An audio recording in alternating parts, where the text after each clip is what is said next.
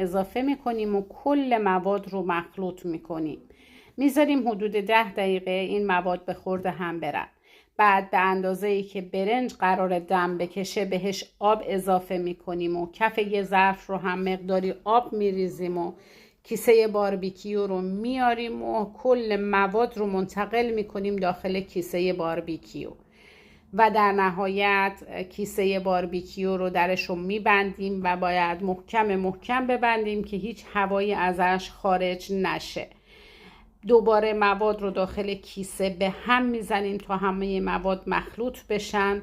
حالا فرمون رو روی 300 درجه سانتیگراد میذاریم و به حدود نیم ساعت اجازه میدیم که غذامون کاملا دم بکشه و یه پلو مکزیکی فوق‌العاده خوش طعم و خوش عطر و بو و خوش رنگ داریم الان. نوش جانتون. فالو و لایک و کامنت یادتون نره.